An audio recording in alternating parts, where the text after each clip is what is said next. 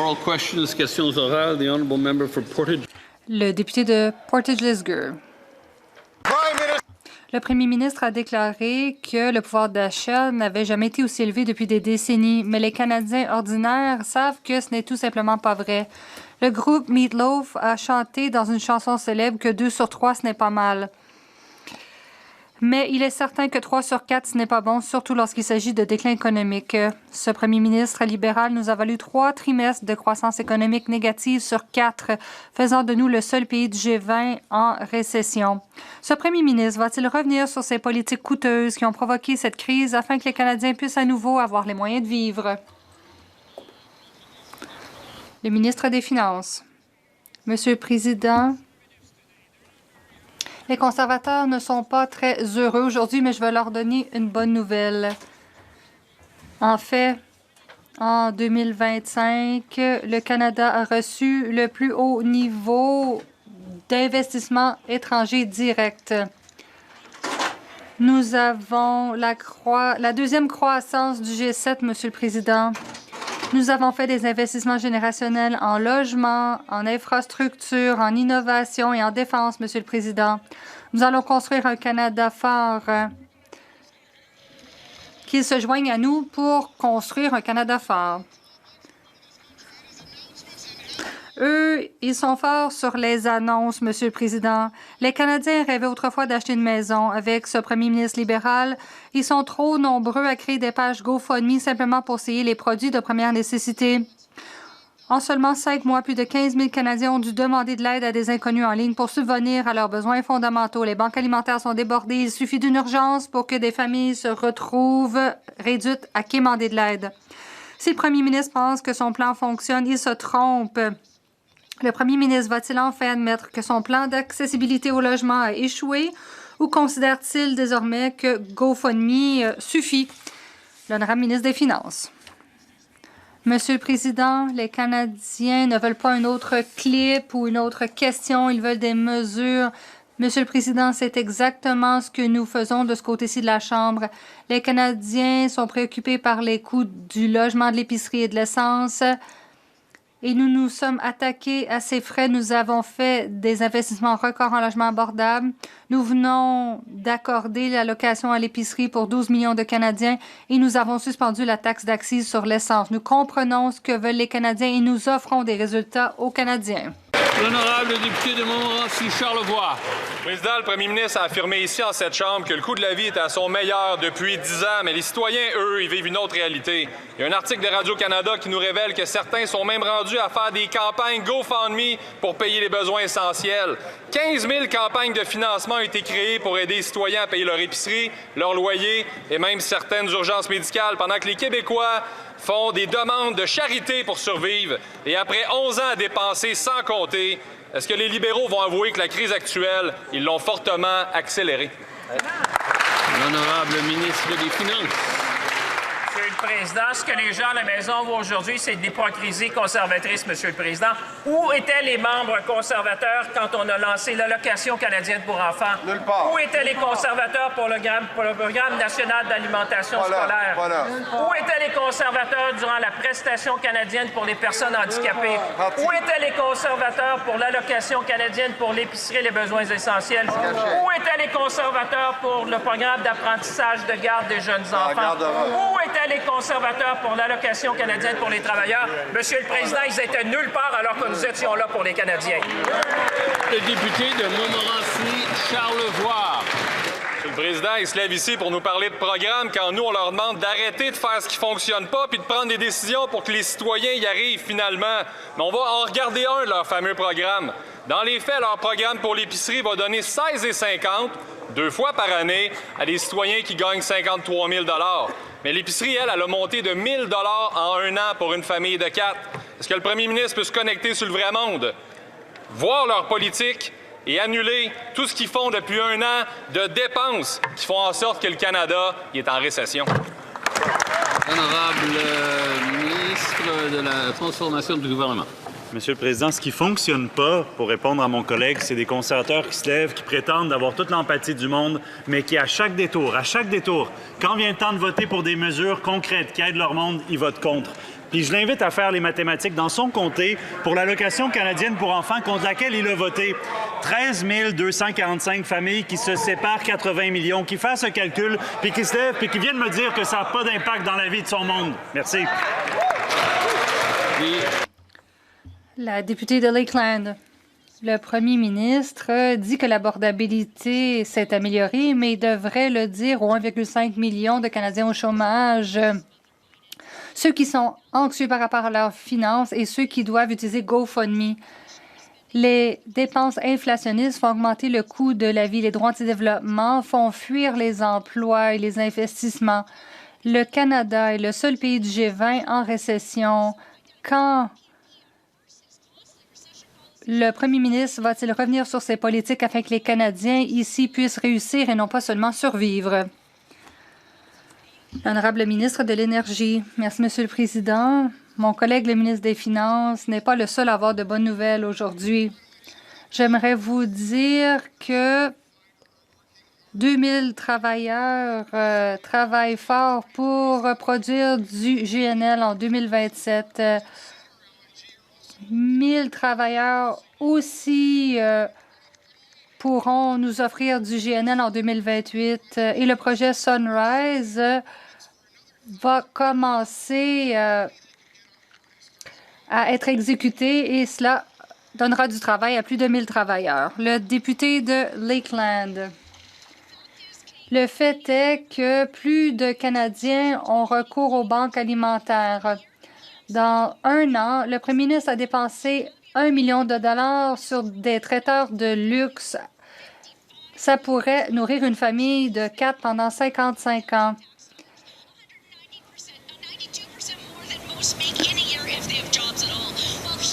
Lui fait en sorte que les familles dépensent 120 de leur salaire sur le logement et l'épicerie.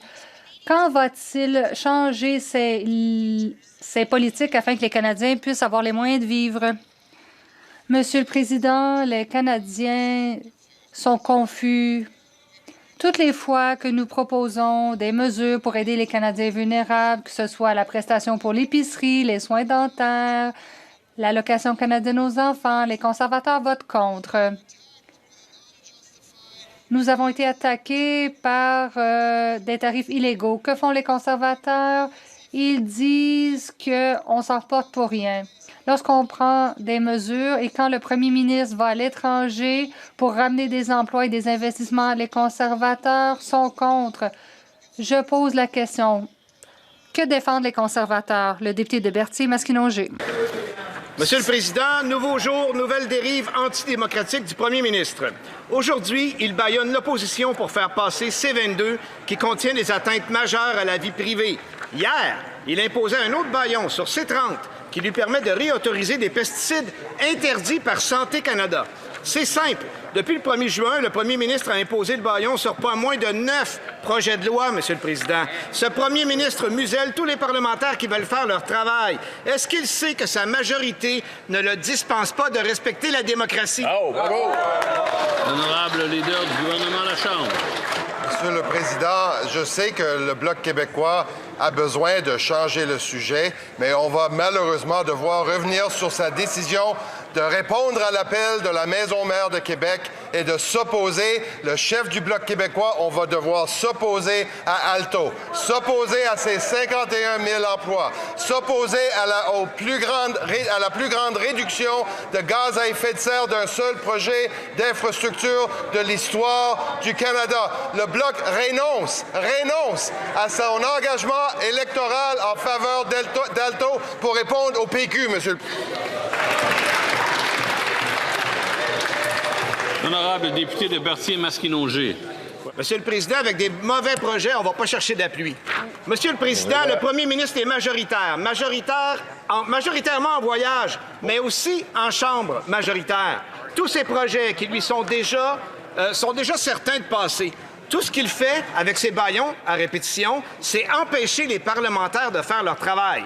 Tout ce qu'il fait aussi, c'est tenter de procéder assez vite pour que la société civile ne s'en rende pas compte, Monsieur le Président. La déréglementation, les abus de pouvoir camouflés dans ces lois, c'est pour ça que le premier ministre va vite. Pourquoi le premier ministre est-il incapable de respect pour le Parlement et pour la démocratie? Honorable leader du gouvernement à la Chambre. Le Président, nous ne nous excusons pas de travailler avec acharnement sur les priorités des Canadiens, sur l'abordabilité, sur l'édification des grands projets et oui, sur de grands projets unificateurs d'intérêt national, comme le train grande vitesse auquel le Bloc québécois s'oppose, malgré leur appui avant les dernières élections. Que répondent-ils à leurs électeurs à qui ils se sont engagés solennellement d'appuyer le TGV, mais maintenant que M. Plamondon les appelle, dit « vous allez être contre ça », là ils sont contre ça. Qui s'explique, M. le Président?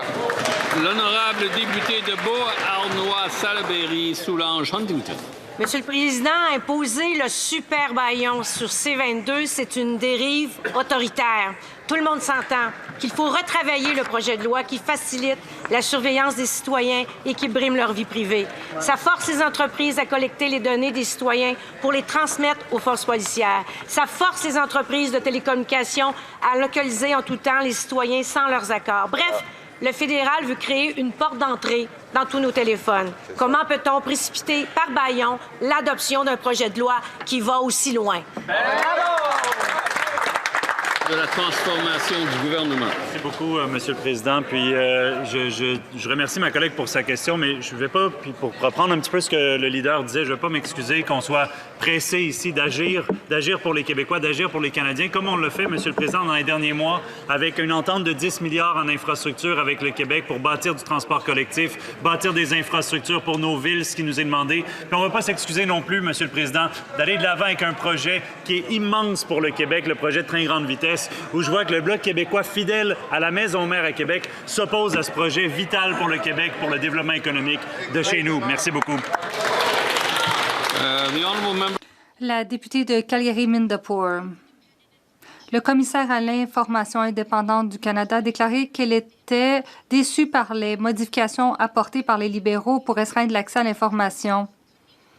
Hier, le président du Conseil du Trésor ne pouvait pas répondre à la question et la semaine dernière, il n'a pas trouvé la bonne page. Va-t-il maintenant retirer ce projet de loi, oui ou non? Le président du Conseil du Trésor. Monsieur le Président, nous croyons que la transparence et la reddition de comptes sont essentielles pour une démocratie forte. Comme président du Conseil du Trésor, je me suis engagée à veiller à ce que les Canadiens puissent avoir accès à l'information du gouvernement de façon rapide et efficace. Nous avons lancé des consultations dans le cadre du processus pour rendre l'accès à l'information plus efficace. Mes collègues font partie de ces consultations. Merci, Monsieur le Président. Le député de Sherwood Park, Port Saskatchewan. Dans un contexte d'emploi difficile, ce gouvernement a choisi à plusieurs reprises d'accorder des subventions publiques à une entreprise qui a licencié des travailleurs canadiens et embauché des travailleurs clandestins. Bien qu'elle ait été reconnue coupable, les subventions continuent d'affluer. La ministre des Pêches peut-elle nous dire si Ikoboshi LPC est toujours éligible aux subventions publiques de son ministère, oui ou non? L'honorable ministre des Pêches. Monsieur le Président, je tiens à rassurer tous les députés, lorsque je prends des décisions, les décisions sont toujours équilibrées. Nous menons des consultations avec les gens dans les communautés. Je ne vais pas commenter sur les théories de complot, mais je suis fière du travail que nous faisons au Parlement. Le député de Saint-Albert, Sturgeon River. Monsieur le Président, cela fait 2 ans que la loi visant à créer un registre des influences étrangères a été adoptée. 2 ans plus tard, les libéraux ont manqué toutes les échéances pour mettre ce registre en place. À quelle date le registre sera-t-il entièrement opérationnel? Le ministre de la Sécurité publique. Merci, Monsieur le Président. Il y a quelques semaines, la Chambre et le Sénat ont essentiellement adopté une motion nommant le commissaire. Nous travaillons à l'établissement de la réglementation. La commission sera opérationnelle d'ici quelques semaines. Le député de Lévis-Lobinière. La réception des navires de soutien de la marine canadienne ne cesse de s'allonger depuis des années. Pendant ce temps, les libéraux menacent de résilier le contrat de location de Navy de MV Astérix en parfait état. Est-ce que le gouvernement libéral compte renouveler la location ou acheter le MV Astérix? L'honorable secrétaire parlementaire du ministre de la Défense nationale. Monsieur le Président, nous renforçons la Marine royale d'un océan à l'autre. Nous investissons des milliards dans le plus grand programme de construction navale et le plus grand investissement dans la Marine royale depuis la Seconde Guerre mondiale, avec 6 navires de patrouille arctique et haute-marée, 15 navires de combat de service canadien, 2 navires de soutien interarmé et jusqu'à 12 sous-marins. Le nouveau gouvernement du Canada est fier d'offrir des investissements générationnels dans nos forces.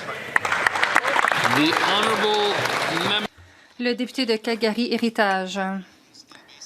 La loi stipule que le gouvernement doit déposer un rapport sur la lutte contre l'esclavage rédigé par l'Ombudsman canadien à chaque année. Le gouvernement refuse depuis 3 ans. Pourquoi le gouvernement continue-t-il d'enfreindre la loi? L'honorable ministre des Affaires étrangères. Monsieur le Président, au contraire, notre gouvernement respecte ses obligations. Nous avons présenté aussi le projet de loi C-35 et nous espérons que l'opposition travaillera avec nous pendant l'été. Nous allons consulter, nous allons présenter une liste et il pourrait y avoir des sanctions parce que nous défendons les droits de la personne.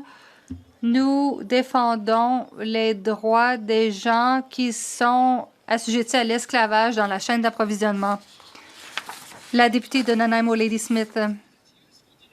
C'est bien de savoir qu'au lieu de rapport, nous aurons des consultations. Peut-être qu'on aura une réponse à la prochaine question. Les demandes au RPC doivent être traitées dans les 120 jours, 80 % du temps. L'année dernière, les libéraux n'ont atteint que 49,3 %. Pourquoi les Canadiens handicapés sont-ils laissés sans revenus pendant des mois? Le ministre des Emplois et des Familles. Monsieur le Président, nous travaillons avec diligence pour que les Canadiens obtiennent les prestations auxquelles ils ont droit. Le ministère veille à ce que les Canadiens aient accès à ces prestations et à ces mesures de soutien. Nous allons continuer de travailler fort pour que tous les Canadiens aient accès aux prestations auxquelles ils ont droit. La députée de Long Range Mountains. Monsieur le Président, les Canadiens handicapés dépendent de ces mesures et ils méritent mieux. De vastes zones du parc national de Gros-Morne sont recouvertes de bois secs et exposées au risque d'incendie en raison de l'infestation de la tordeuse des bourgeons. Pourquoi les libéraux ont-ils refusé de se joindre au programme de lutte contre cette infestation, exposant ici les forêts au risque d'incendie?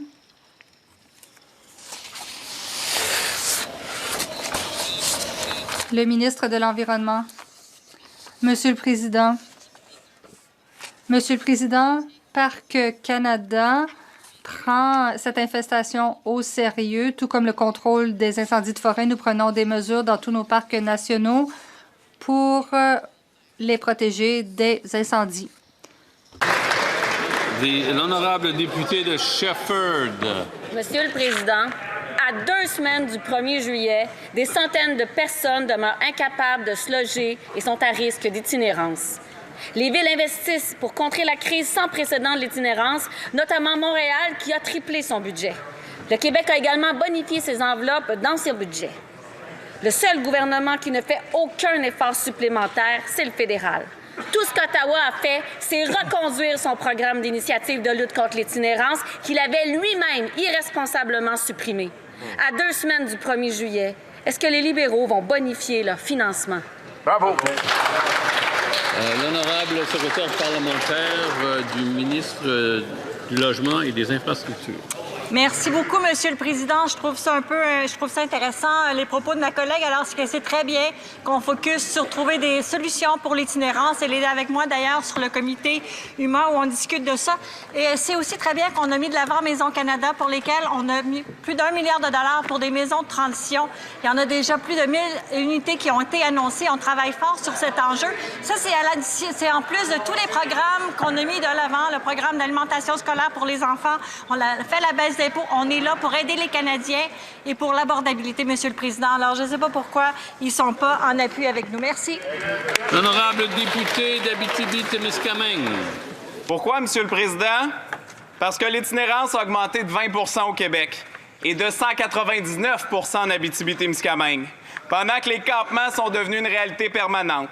Pendant que Pauline Marois travaille un sommet sur l'itinérance. Pendant que les villes et Québec investissent pas un sou de la part du fédéral. Même qu'il a fallu une contestation populaire pour que les libéraux ne coupent pas. On est dans une crise sans précédent et elle va empirer le 1er juillet prochain. Quand est-ce que le gouvernement va prendre acte et faire sa juste part? Honorable secrétaire parlementaire. Merci, Monsieur le Président. L'itinérance, c'est un problème sérieux et urgent et c'est dommage qu'on le politicise aujourd'hui. Les Canadiens méritent un logement sûr et stable et c'est pour ça qu'on avance la stratégie nationale de logement, incluant pour avoir un plan d'action pour adresser l'itinérance. C'est pour ça qu'avec Maison Canada, on met de l'avant plus d'1 milliard de dollars pour construire du logement de transition. C'est pour ça qu'on met de l'avant des programmes comme Vers un chez soi qui aident les organismes communautaires qui travaillent sur l'itinérance, Monsieur le Président. On a déjà aidé le programme Vers un chez soi plus de 112 000 Canadiens à accéder à un logement stable. On est là pour les Canadiens. On continue d'y travailler, Monsieur le Président. Merci. Le député de York-Durham. C'était une illusion. Les promesses libérales de travailler ensemble sur le projet de loi C-22 étaient creuses dès le départ. Les libéraux vont faire adopter ce projet de loi à la hâte. Le ministre avait promis de travailler avec nous. Il avait promis d'écouter. Il avait promis de prendre les amendements. Il n'a pas tenu sa promesse. Les forces de l'ordre ont besoin des outils nécessaires à l'ère numérique. C'est pourquoi nous avons présenté un compromis solide, adopter la partie non controversée, continuer à débattre de l'autre. Vont-ils accepter cette offre? Le ministre de la Sécurité publique. Monsieur le Président, c'est pas comme ça que le système législatif fonctionne. Le gouvernement a présenté un projet de loi. Le président doit pouvoir entendre. Je demanderai au ministre de recommencer. Monsieur le Président, c'est pas comme ça que fonctionne le système législatif. Nous avons présenté un projet de loi détaillé. Nous avons consulté des intervenants, y compris les forces de l'ordre. Les parties 1 et 2 vont de pair. On ne peut pas choisir quelle partie entre en vigueur. Je vais donner un exemple. Pendant 10 heures de discussion à l'étude article par article en comité, ils ont adopté 7 amendements. La semaine dernière, seulement pendant 3 heures, ils ont adopté un amendement. Et en fait,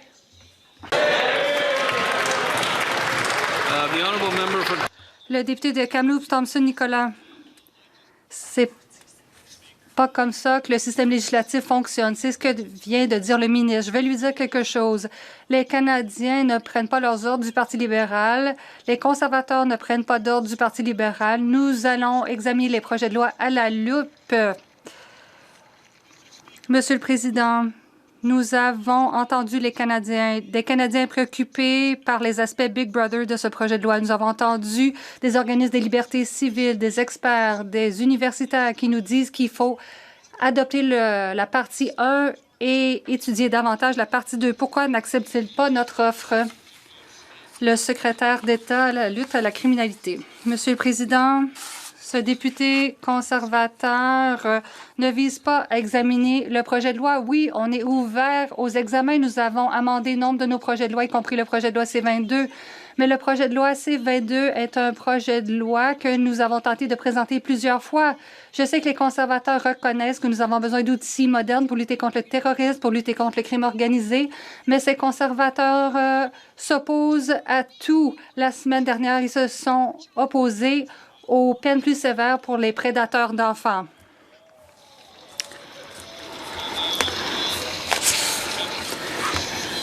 Le député de Leduc-Wetaskiwin. Monsieur le Président, il y a un an, cette semaine, l'Académie canadienne des sciences de la santé a publié un rapport commandé par le gouvernement libéral actuel qui mettait en évidence d'importantes lacunes en matière de diagnostic, de coordination et d'accès aux mesures de soutien pour les Canadiens atteints du trouble du spectre de l'alcoolisation fœtale. Depuis lors, pratiquement rien n'a été fait pour remédier aux problèmes cruciaux soulevés par les experts. Pourquoi avoir financé ce rapport si l'on n'avait pas l'intention d'en tirer parti? Le secrétaire parlementaire du ministre de la Santé. Merci, Monsieur le Président. Je remercie mon collègue de sa question. C'est une question importante. Nous avons travaillé à ce dossier à cet égard et j'ai hâte de travailler avec ce député également. Et dans le budget de 2025, nous avons fait des investissements importants en recherche, en santé et nous allons continuer sur cette voie. Député de Louis-Saint-Laurent, Kewenrak. Monsieur le Président, malheureusement, la ARC s'est gérée tout croche. Résultat, eh bien, les fraudeurs, c'est devenu pour eux un véritable pique-nique parce qu'ils sont capables de pirater des cas qui sont de gens tout à fait normaux et tout à fait honnêtes. Mais malheureusement, ces gens-là sont piratés avec le résultat que la ARC, ça prend des mois et des mois avant de régler leurs problèmes. Une question toute simple au ministre responsable du Revenu. Combien de cas de gens qui sont piratés actuellement sont sous enquête par l'ARC? L'honorable ministre des Finances. Je remercie mon collègue pour son importante question. Mon collègue sait très bien qu'on a mis un plan de 100 jours justement pour faire face à certains enjeux qu'on avait vus parmi le service au niveau de l'Agence du revenu du Canada. Monsieur le Président, je peux assurer que tous les gens qui travaillent là-bas font de leur mieux, Monsieur le Président, pour bien servir les Canadiens. On s'assure de l'intégrité fiscale, on s'assure que chacun et chacune fait sa juste part de taxes, Monsieur le Président. Et je me permets ici, comme on arrive à la période estivale, de remercier tous les agents qui travaillent à l'Agence du revenu du Canada, Monsieur le Président. L'honorable député de Foothills. Le président des producteurs de grains dit qu'on ne peut pas avoir des aliments abordables et les agriculteurs n'ont plus les moyens de récolter parce que les prix des engrais sont trop élevés. Ils n'auront peut-être même pas d'approvisionnement pour la prochaine saison. Le Canada est le seul pays avec des droits de douane sur l'importation de l'engrais. Est-ce qu'on peut savoir combien le gouvernement a-t-il collecté de ce droit de douane de 35 %? Combien ont-ils volé des poches des agriculteurs? L'honorable ministre de l'Agriculture. Nous sommes bien au fait de la situation géopolitique partout dans le monde et nous surveillons la situation de près. Nous espérons que les pourparlers pour la paix vont de bon train pour la situation dans le détroit d'Ormuz. Nous surveillons la situation de près. J'ai rencontré mes homologues du G7 la semaine dernière et nous avons parlé de la situation des engrais ici et ailleurs dans le monde et nous allons toujours appuyer les agriculteurs. L'honorable député de Cardigan. Monsieur le Président, les Canadiens comprennent que la sécurité alimentaire, c'est la sécurité nationale. Un sondage de Nanos nous dit que 94 % des Canadiens croient qu'il est important que le Canada conserve le plus grand contrôle possible sur son approvisionnement alimentaire. On a aussi déterminé qu'il y avait un appui considérable pour la gestion de l'offre. Je suis agriculteur et je sais l'importance de cultiver, de produire davantage d'aliments ici.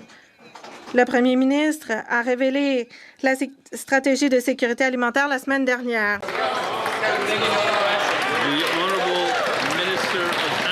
L'honorable ministre de l'Agriculture. La semaine dernière, c'était un beau moment pour les transformateurs, les agriculteurs.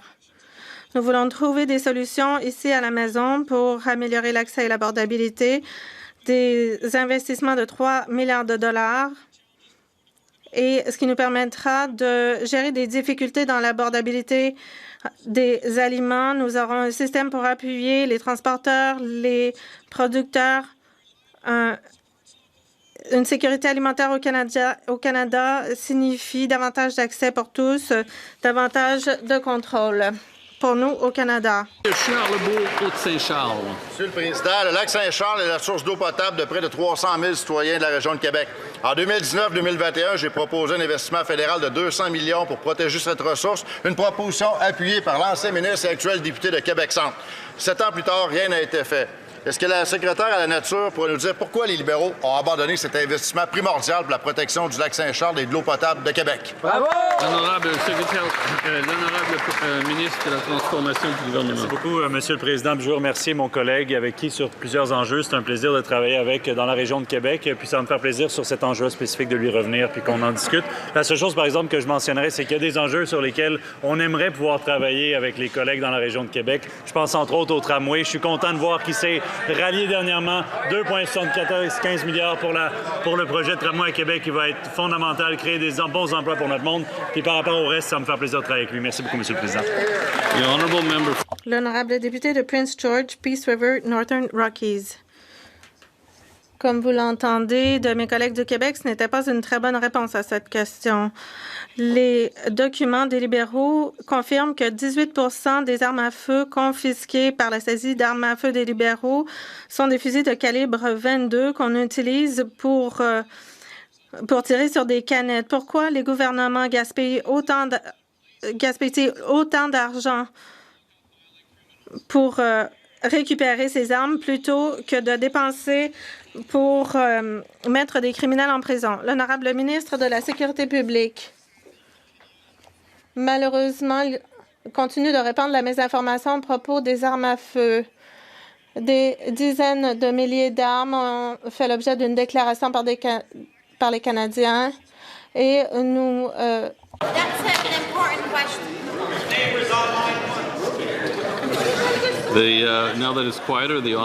Maintenant que c'est plus calme, le ministre peut poursuivre.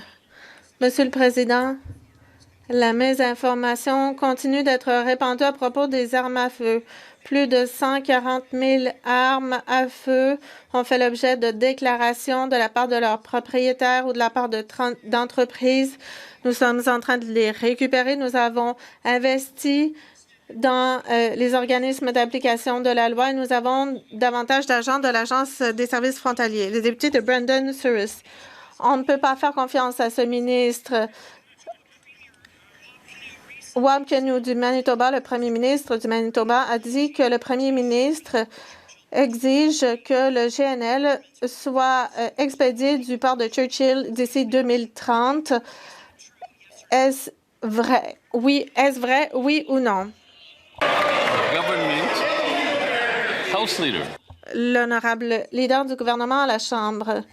Nous avons l'intention de continuer à travailler avec le premier ministre du Manitoba, avec qui nous avons une relation très fructueuse. Le port de Churchill est plein de promesses et nous étudions toutes les possibilités. Nous travaillons très fort pour parachever ce projet et d'autres projets dans l'ouest du Canada et ailleurs au pays. L'honorable député de Wellington-Halton Hills Nord. Monsieur le Président, on apprend qu'un représentant palestinien au Canada a rencontré des représentants du Musée des droits de la personne lors de l'élaboration d'une exposition Nakba. Il s'agit d'un musée canadien qui devrait raconter des histoires de Canadiens et non pas des histoires d'étrangers.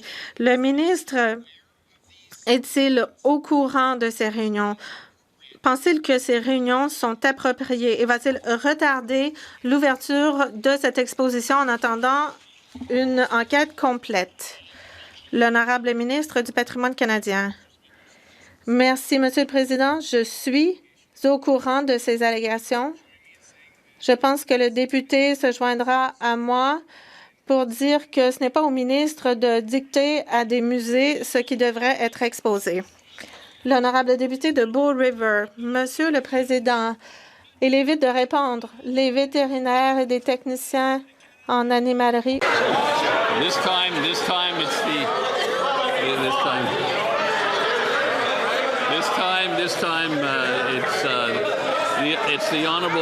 Cette fois-ci, c'est l'honorable député de l'opposition qui peut recommencer. Monsieur le Président, il a évité de répondre. Les vétérinaires et autres techniciens jouent un rôle important dans l'agriculture. Il y a une pénurie. Le ministre peut-il expliquer pourquoi ce genre de professions ne sont pas traitées de la même manière que d'autres professions concernant les pré-étudiants? L'honorable ministre. Eh bien, l'université dans ma circonscription ouvre un nouveau programme pour les vétérinaires et c'est très enthousiasmant pour les gens dans ma circonscription qui veulent y étudier. Nous continuons de travailler avec les provinces et territoires pour veiller à ce que l'éducation soit abordable. Et si le député veut aider, il peut cesser de voter contre les mesures qu'on a prises pour les prêts. L'honorable député d'Edmonton Nord-Ouest. L'APN révèle que la dernière décennie de stratégie de logement des libéraux a causé un manque à gagner de 150 000 résidences pour les Premières Nations. Pendant combien d'années faudra-t-il pour que les libéraux construisent ces 150 000 résidences pour les Premières Nations? L'honorable ministre, je suis fière d'être ici et de faire le travail. J'invite le député à travailler avec nous pour faire progresser les choses. Nous avons 5 milliards de dollars pour les résidences dans les réserves. Nous nous assurons qu'il y a des gestionnaires pour ces résidences et qu'il y a des constructeurs pour les construire, ces résidences.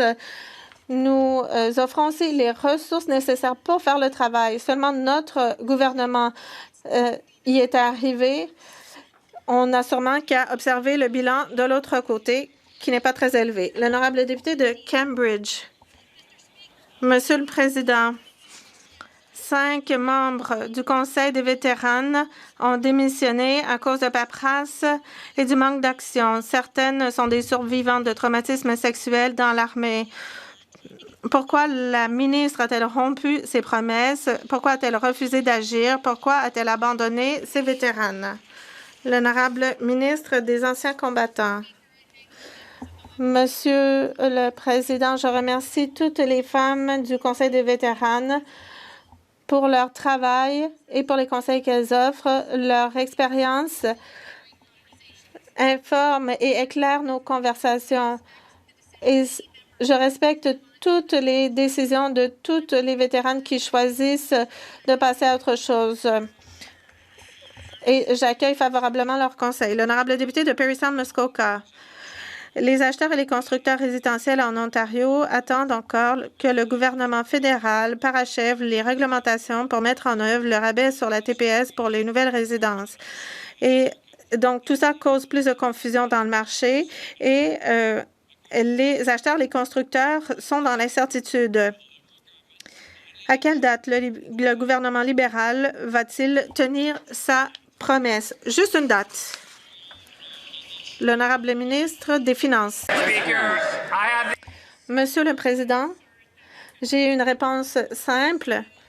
Pour les conservateurs, adopter le C-26 plutôt que d'offrir des discours grandiloquents, adopter le C-26. Nous travaillons avec nos collègues en Ontario. Nous sommes présents pour les constructeurs et pour les propriétaires. Nous allons construire le Canada.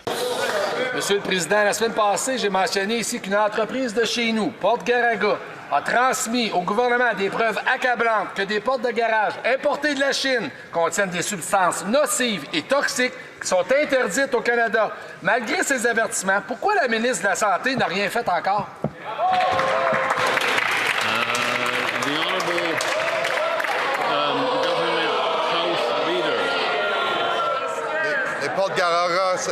Les Porte Garaga sont une marque iconique au Canada. Moi, j'ai moi-même des Porte Garaga. Je vais continuer d'appuyer cette entreprise québécoise comme toutes les entreprises québécoises.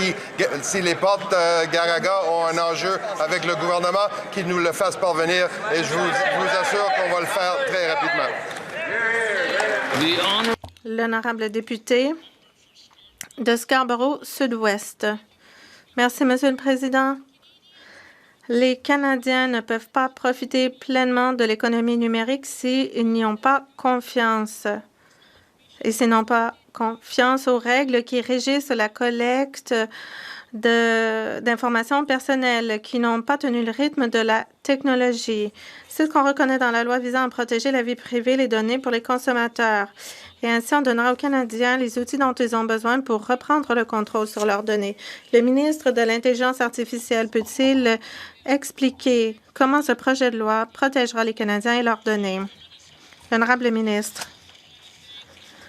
Je souhaite remercier mon honorable collègue, dis-je, pour son travail acharné.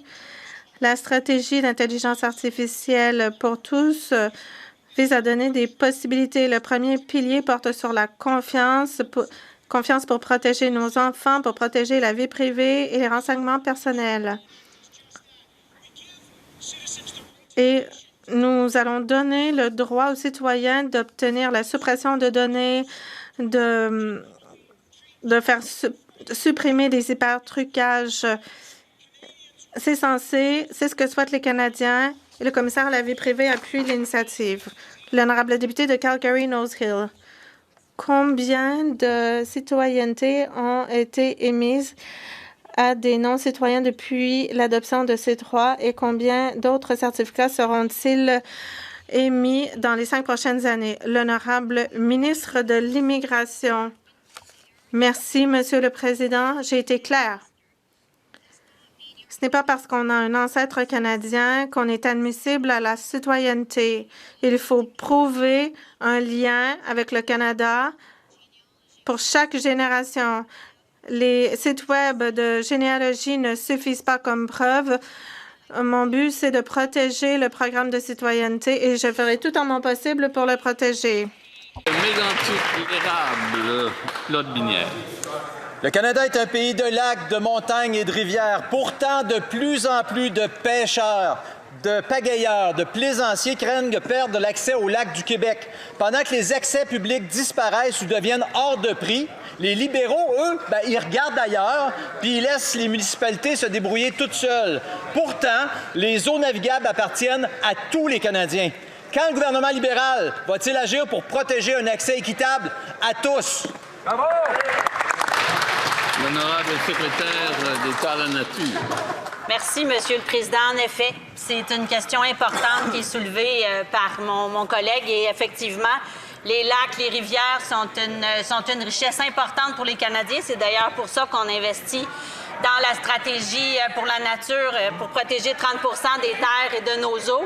Mais c'est important aussi de s'assurer du droit de propriété, de la navigation sur les lacs. Et c'est une question qui nous préoccupe et pour laquelle on continue de s'engager avec les autorités responsables des municipalités et des provinces. Merci.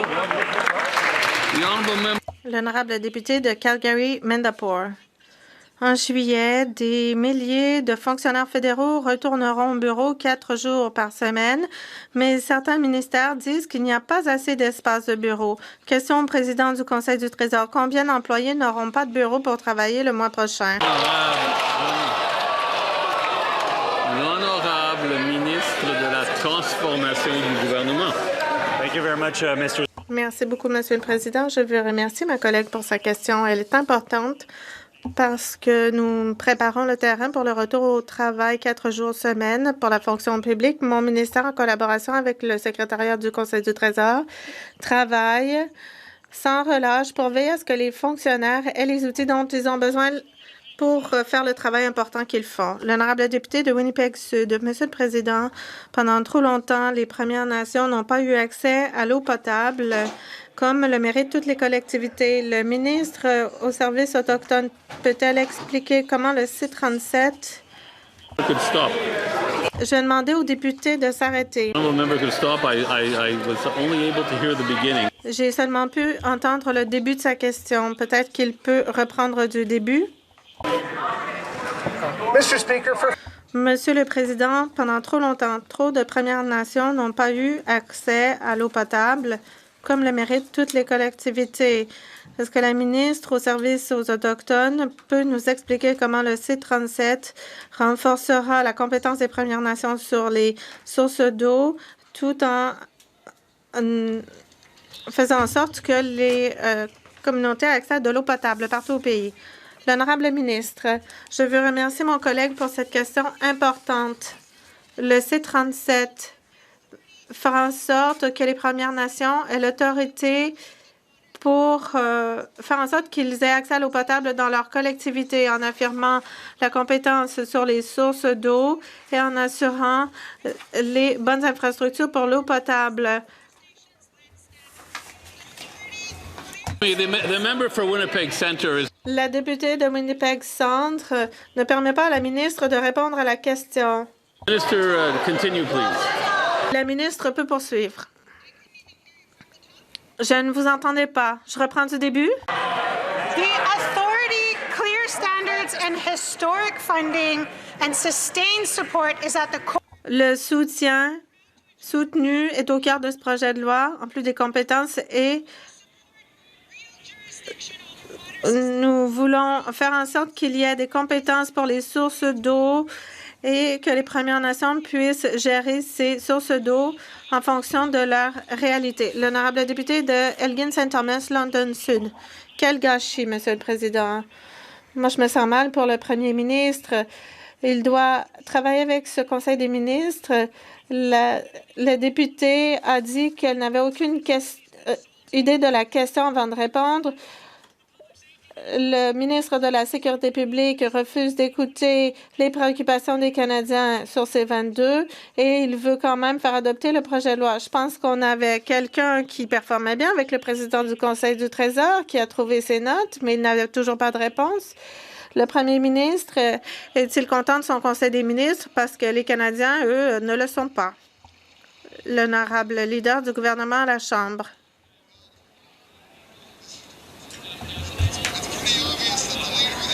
C'est évident, le chef de l'opposition a des problèmes avec ses députés d'arrière-ban.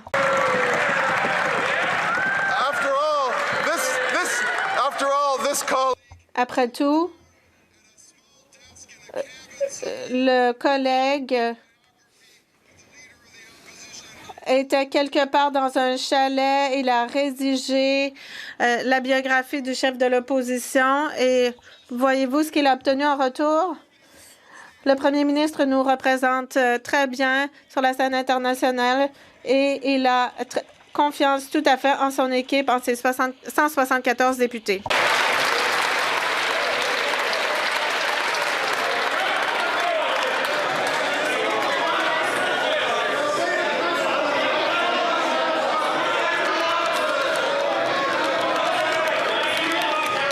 I guess it's getting a little personal today. Bon, ça commence à devenir personnel. L'honorable député de Vancouver-Kingsway. Les néo-démocrates ont tiré la sonnette d'alarme à propos de la surveillance des prix et nous avons demandé aux libéraux de suivre l'exemple du Manitoba qui a banni cette pratique insidieuse. Mais le gouvernement a déposé un projet de loi qui n'aborde même pas la question et qui ne mentionne même pas la question. J'imagine que l'intelligence artificielle pour tout le monde, ça veut dire que tout le monde est une cible. Pourquoi le gouvernement refuse-t-il de protéger les gens d'une technologie qui envahit notre vie privée? L'honorable ministre de l'Intelligence artificielle. Nous sommes fiers d'avoir déposé un projet de loi qui protégera les enfants, qui protégera la vie privée et les renseignements personnels et qui nous donnera l'occasion, enfin, d'agir contre la surveillance des prix et l'escroquerie pour veiller à ce que les gens puissent vivre une vie abordable. Et nous arriverons avec un organisme de réglementation qui veillera à mettre en œuvre ces mesures.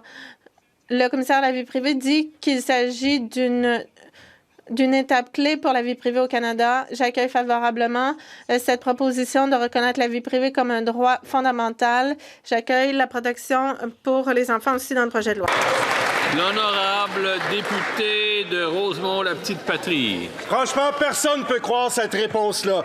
Pour la première fois de l'histoire, un être humain est trillionnaire. Elon Musk vaut plus de 1000 milliards de dollars. Même s'il dépensait 1 million de dollars par jour, ça lui prendrait 2700 ans pour écouler cette fortune indécente. Chez nous aussi, il y a des fortunes colossales, des gens qui valent des milliards de dollars. Et les cadeaux, les libéraux leur font des cadeaux. Alors que des personnes dans les rues, que nos services publics sont en train de s'écrouler. Qu'est-ce que font les libéraux? Rien. Quand est-ce qu'ils vont avoir le courage d'imposer les super riches à leur juste part? L'honorable ministre des Finances. Monsieur le Président. De ce côté-ci de la Chambre, on sait que chaque Canadien doit payer sa juste part d'impôts, Monsieur le Président. Mais plus important encore, Monsieur le Président, pour répondre à mon collègue, il est à savoir que récemment, on a investi 10 milliards, on s'est entendu avec le gouvernement du Québec, pour investir 10 milliards dans des infrastructures qui sont essentielles pour le Québec. Et justement, en matière d'itinérance, Monsieur le Président, récemment, on annonçait aussi un investissement de plus de 150 millions de dollars, Monsieur le Président, pour justement contribuer à faire notre part dans cet enjeu-là. Monsieur le Président, on sera toujours là pour défendre les intérêts de tout le monde et s'assurer que chacun et chacune fait sa juste part d'impôt au Canada. Pour les citoyens de toutes les régions du pays, le programme de reconnaissance des Forces armées canadiennes est l'occasion de souligner les sacrifices que font les militaires en notre nom. It is my pleasure. J'ai le plaisir d'attirer l'attention de nos collègues sur la présence dans les tribunes de 5 membres des Forces armées canadiennes qui participent au programme de reconnaissance des Forces armées aujourd'hui.